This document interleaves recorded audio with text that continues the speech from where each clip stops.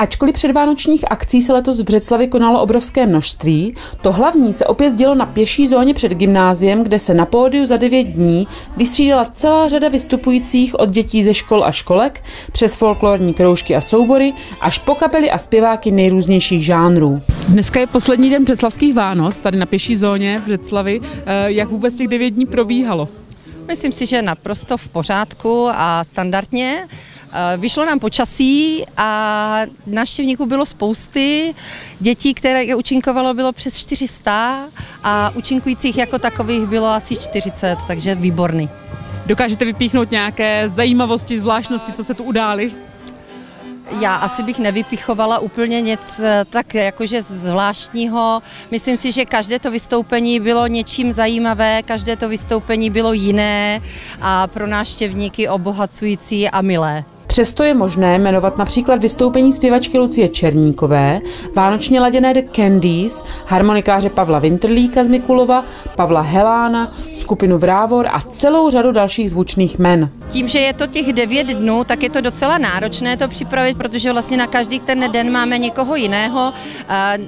Účinkující se nám neopakují, je to tak nějak možná spíš obrok, bych řekla. Snažíme se, aby to bylo průřez i country, aby to byl průřez i pro mladší, i pro starší. Byla tady hlavně ta vánoční muzika, ale byli tady i slavní umělci, jako třeba Lucie Černíková. Měla nám vystoupit Míša Nosková včera, ale z důvodu nemoci se odhlásila. My jsme obratem našli náhradu, a to Tomáše Lébla, který krásně zaspíval vlastně své úžasné hity z divadla. Už plánujete ten příští ročník, už víte, koho oslovíte? Řekla bych, že takto ještě úplně dopředu nevíme, ale jednu hvězdu už máme na konec Vánoc. To je kdo? To neřeknu, to se neprozrazuje.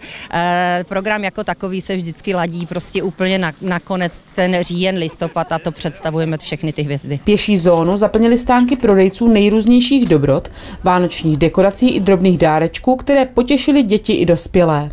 Už zaběhnutou tradicí se stal také starostův svařák, jehož výtěžek letos poslouží na úhradu lázeňské péče pro 11letého břeclavského chlapce Dominika. Tradičně každý rok tady prodáváme svařák, pro děti tady máme čaj nebo pro řidiče, ale ten svařák už je to taková tradice, že vždycky nám doporučí sociální komise na nějaké dítě, břeclavské dítě, které potřebuje nějaké finanční prostředky. Letos je to na 11letého handicapovaného Dominika a je to příspěvek pro něho na lázně. Kolik už se podařilo vybrat? Jsou Břeclavané štědří? To já nevím kolik, protože ta kasička je zapečetěná, ta se otvírá až po skončení celé té akce. Dneska je to jako poslední den. Bohužel byl jsem tady, včera svítilo sluníčko, tak tady bylo hodně lidí, teď když pršelo, bylo méně lidí. A přispívali? Přispívali, když jsem tady byl minulý týden, tak přispívali jako hodně. Hodně, protože to jako chápou, že je to na dobrou věc, tak rádi přispějí. A jaký je ten břeclavský starostův svařák?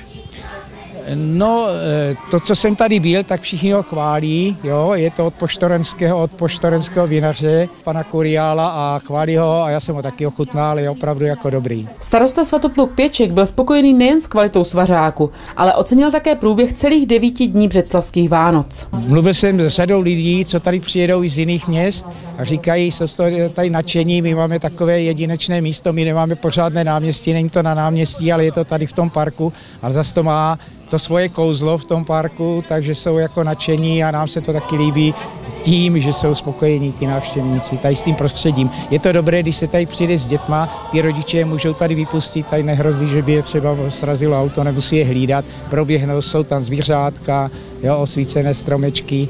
No a uvidíme, jak se to podaří, protože na závěr dnešního už tradičně ty vánoční trhy budou zakončené tichým ohňostrojem a na to se těší jak rodiče, tak děti především. V pavilonu v parku si mohli děti prohlédnout a vyzkoušet stará řemesla jako výrobu plovoucích svíček v ořechových skořápkách, navíjení provazů na 120 let starém stroji, ozdobili si skleněné baňky na stromeček, vyrobili si ozdůbky z drátků nebo si zkusili, jak těžkou práci má kovář. Je to ukázka kovářského řemesla. Spousty dětí už ani neví, že kovář existuje. Vždycky říkají, jo, to známe z pohádek. A vy jste taky ten pohádkový kovář? No někdo říká, že jo. Já si myslím, že jsou normální kovář, ale jakože Pohádky o kovářách určitě mám rád, samozřejmě. No. A co nejčastěji vyrábíte tady zrovna? No tady srdíčka, podkovičky, hřebíky podle toho, jak je to dítě zručné. Hřebík je nejjednodušší, srdíčko je složitější, podkova je nejnáročnější. Co jste si tu připravila za ukázku? Já mám ukázku předení, mám nachystanou vlastně ovčí vlnu. Dá se přijít různé materiály a my máme vlastně pošťorné ovečky. Jsme farma na vlně. A máme šotlandské ovečky, máme lamy a to vlnu vlastně po ostříhání zpracováme sami. Na jaře vlastně ovečky musíme ostříhat, potom ta vlna opere, vyčeše a na kolovrátku vlastně zpřede. Já tu mám takovou repliku vlastně starého kolovrátku, vyrobeného vlastně nově. A vyrábím si přízy a z té potom vlastně pleteme drobné věci, jako jsou čepice, šály, rukavice a podobně. A jak je to teplé? Vzhledem tomu, že je to vlastně ovčí vlna plus lama, tak je to velmi teplé. Já to mám ještě anglického králíčka vlastně, co pletu tady, od to předu. A je to vlastně ideální na tohle počasí, úplně ideální věc. A za jak dlouho uděláte jednu takovou špulku? Je to celkem pomalé řemeslo, jedna ta cívečka trvá asi 3 hodiny, ale vlastně mi vznikne Petr jednonitka, já musím udělat 2 cívečky a z přízy vlastně opačným směrem, takže celý ten proces trvá kolem 7-8 hodin, než se vlastně dostanu k nějaké přízi, které můžu potom s ní pracovat dál.